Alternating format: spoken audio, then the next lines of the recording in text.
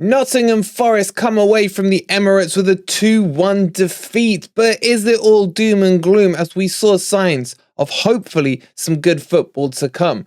Welcome to the full match analysis.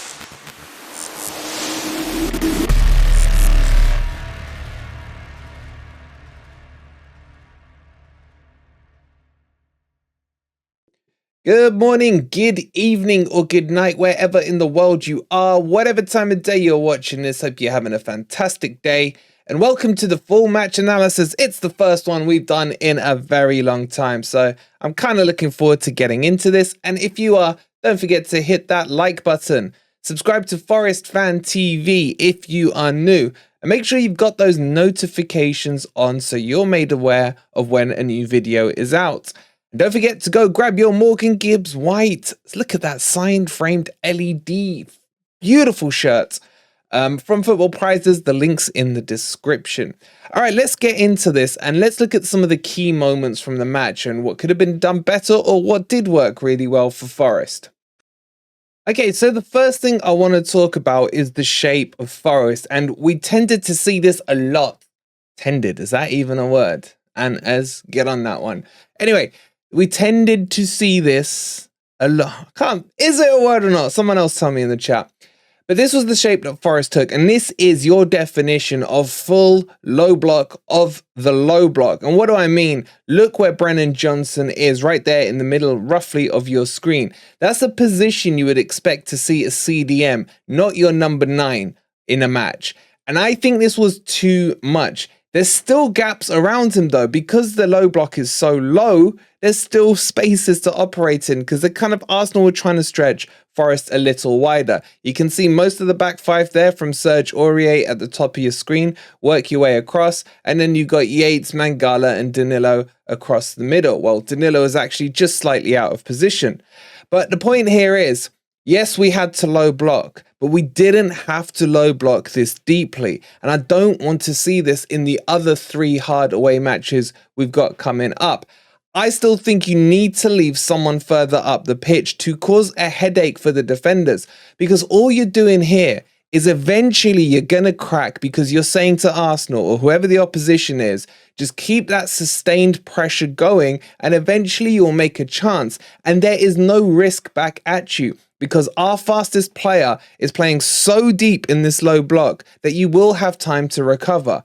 And what it means is that Arsenal could leave their defenders not only just on the halfway line, but pushing into the Nottingham Forest half. And to me, that was way too much surrender.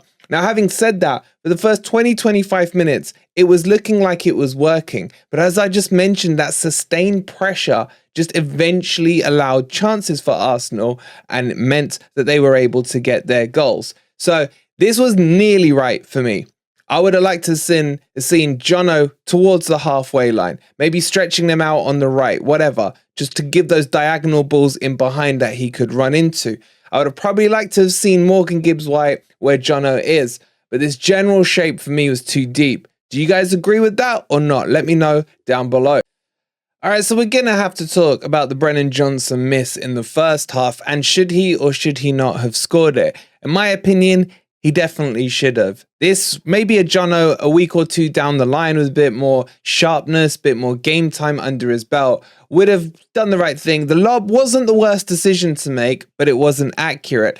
With his pace, I would have liked to have seen him do what he did against Leicester when he rounded Ward and put it in at the City ground. But that was Jono in full flight and in full confidence. Now, if we look at the actual chance itself, so I'm going to play this through. It's a great header by Bolly. Jono's through. Now, there is enough here of a gap between him and the keeper is still standing up. So the safer play, I think, would have been, as I just mentioned, to go around the keeper. Because as we run this on, he ends up trying to lob him from a tight angle. And that causes the problem there. He's going to have to put it wide to go around him. And unfortunately, it goes over the bar. So that in itself was probably ring rust from Jono. And, you know, he had the pace to get him behind. He did a lot of things right there, but it was just the decision making. Maybe in a week or 2, bit of sharpness, he'll get it back on. But that would have put Forest in an extremely strong position very early in the match. I felt one of the weaknesses from the game was the way we defended corners, and you could argue that both goals came from corners. It wasn't so much that we didn't meet the first balls, we did. We just weren't clearing our lines quick enough and then clearing out of the box quick enough, and again just inviting pressure on. So if we run this first goal, and this will lead to Martinelli's goal, you can see that Worrell there wins the first header. I kind of wish that he headed it away from goal then into goal, but he didn't really have much he could do in that. He was being pressured by one of the Arsenal players. And then Morgan Gibbs-White here tries to get some purchase on it, can't get it far enough. Look, it wasn't a great header, but I don't know if he could have done much more. This is where I have the issue. When we run it forward here, just watch the players. There isn't that desire to push out and close the players down. Instead, it's almost like let's line ourselves up on the edge of the box. The only person moving to close anyone down here is Danilo. But he will be at fault in a second for what happens with Martinelli. You would like to see the likes of those three in the middle. You got Aurier, Aina and MGW pushing forward and closing out a lot quicker. And then you want to see that back line. Look at this cluster of players right behind my head here. You want to see them move out quickly, get organized, get back into the shape. If you are going to low block, don't lose concentration at all. And that's not what we see happening. So when we run this forward, Martinelli, he starts to get pressed a bit by Danilo.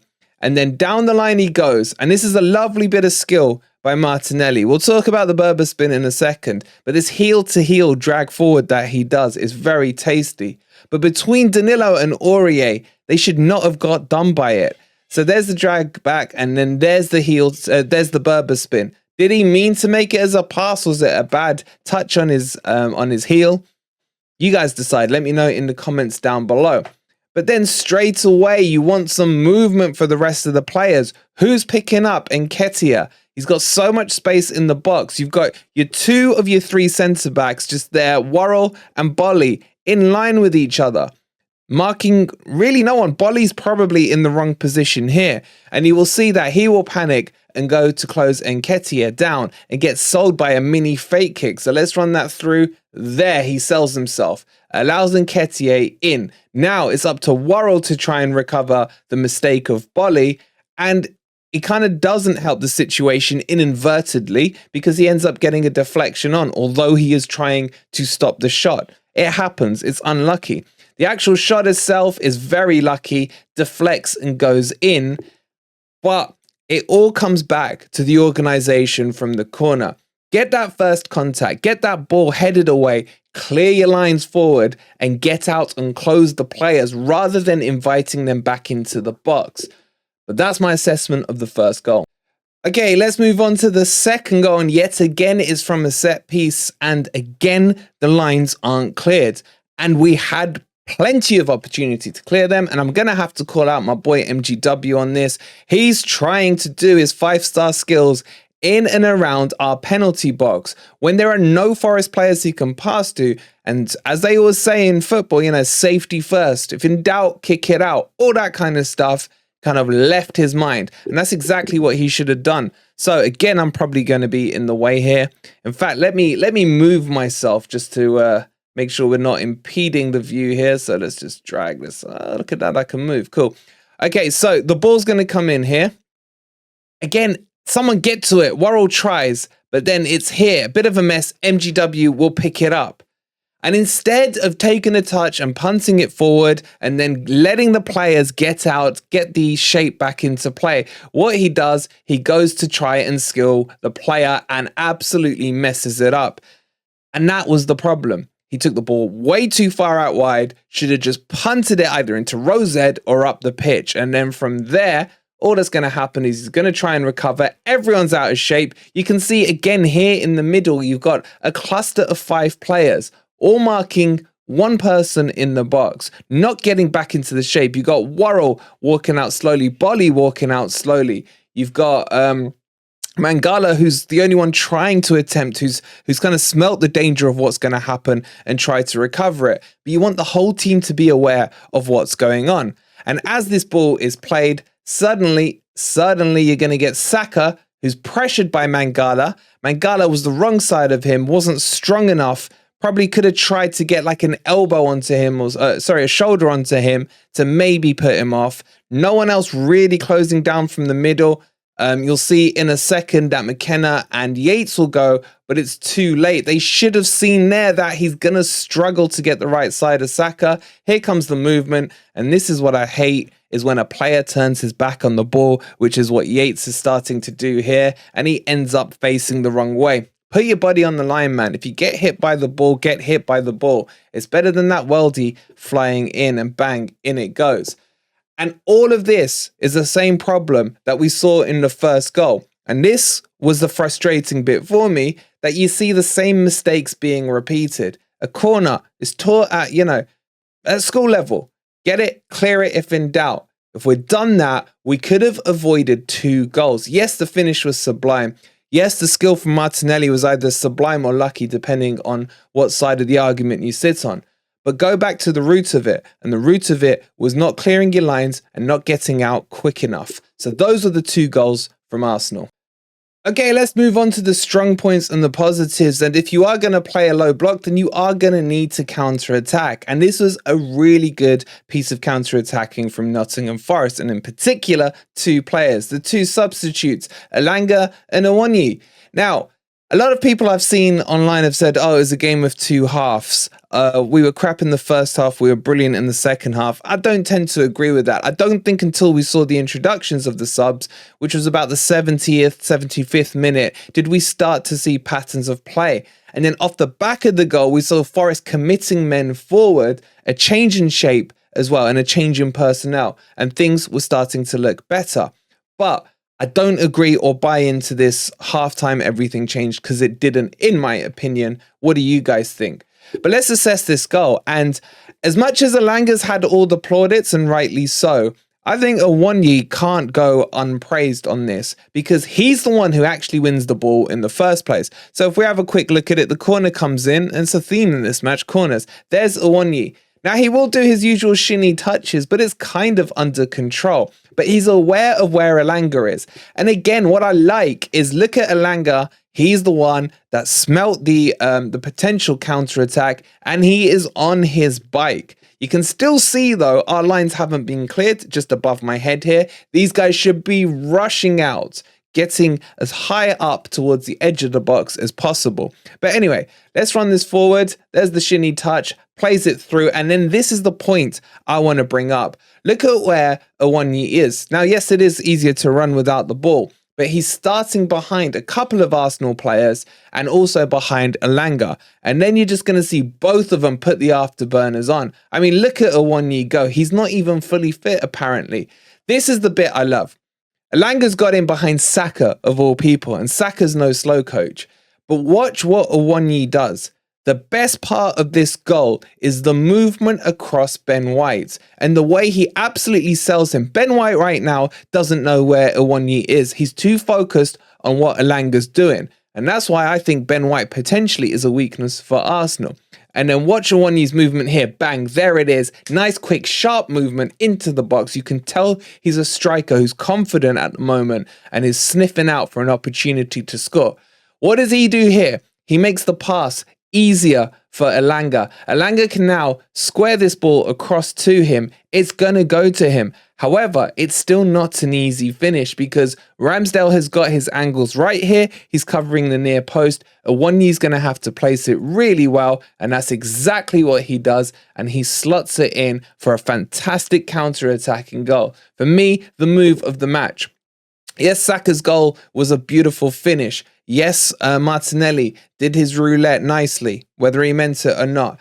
But for me, 2 players against 6 Arsenal players who are all good players, in their own right. For me, this was a really positive sign. And this is what I want to see against Sheffield United. I don't want to see low block against Sheffield United. I will go as far as to say it would be unacceptable if Cooper chooses to line up with low block against Sheffield United, who look utter crap against Crystal Palace. I watched that match. Dino will be doing an assessment for you guys on Sheffield United on the High Press channel, so make sure you tune in tomorrow for that one. And you will see there's nothing to fear with them. They are not the team we met in the playoff semi-finals a couple of seasons ago. they've lost their best players. And if Cooper is going to show too much respect to them, then he is going to get it wrong. He has to play Elanga, Awoniyi, Johnson, MGW in that 4, in a 4-2-3-1 or a 4-3-3. I don't care what he does, but as long as he's going to put more than 2 attacking players on the pitch, it has to happen. There will be a lot of responsibility on the 2 CMs if he does go with a 4-2-3-1, but we'll get into the whole Sheffield United game as we build up to it towards the middle and end of this week. But that was really the kind of key points I wanted to show you guys from the match.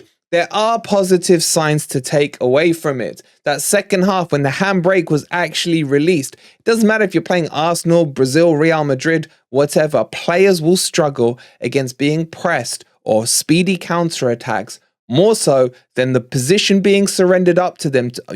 We literally gave Arsenal, for about 30 minutes of that game, 3/4 of the pitch to do what they wanted with. And yes, it was frustrating them, but eventually they are good enough to figure out how to get around us. Yes, it came from mistakes, but I still think Arsenal were in about third gear that match. And at 2-0, had they been able to get a third goal, would probably be having a completely different conversation right now. But at the moment, the positive signs are that we saw what Forest are capable of when the right personnel and right players are on the pitch. The excuses about the hard away games we've got, I'm okay with those, that's fine.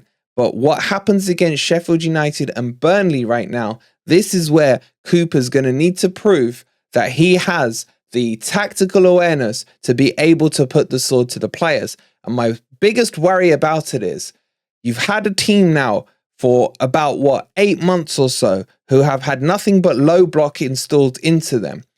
Asking them to then switch to attacking dynamic football may be an issue, and I am worried about that one. Can the players flick it on like a light switch? I hope the answer to that is yes. But get your thoughts in on the game. What did you think? Hopefully you've enjoyed that kind of quick analysis on the goals and on the match and my thoughts in general. If you've enjoyed the video, don't forget to hit that like button. Subscribe to Forest Fan TV if you're new, and make sure you go grab your MGW tickets for that beautiful prize. And we'll see you on the next video. Come on, you Reds.